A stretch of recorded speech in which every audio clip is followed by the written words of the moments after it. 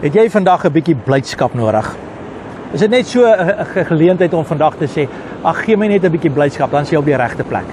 Dan is jy op die regte plek, want hierdie boodskap is vir jou, dat jy blydskap sal ontvang. Nehemia 8 vers 10 sê, want die blydskap in die Here, dit is julle beskutting.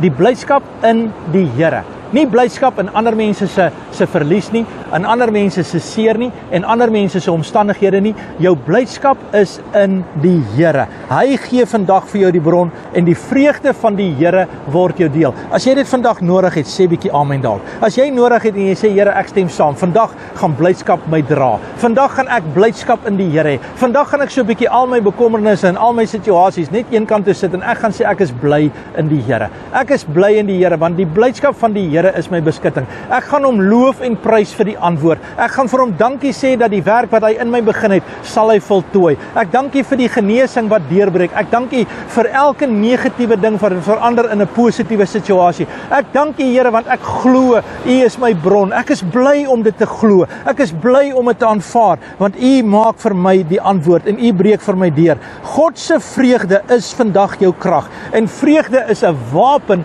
wat jou die krag gee om deur te breek. So mag die blydskap vandag kom. So daar waar mense negatief is, daar waar omstandighede afbreek, daar waar dit voel of jy dit nie gaan maak nie, mag jy vandag ervaar dat die blydskap van die Here is jou beskutting. Sit 'n glimlag op jou gesig, kyk na die woord, kyk na die kruis, kyk na die oorwinning, kyk na Jesus. Hy bring vir jou blydskap en hy sê, jy is myne. Vader, in die naam van Jesus, dank ek U dat U op hierdie oomblik blydskap bring. Ek dank U vir die deurbraak. Ek dank U dat dit nou gebeur. Ons eer U, Here, daarvoor in Jesus se naam. Amen en God bless.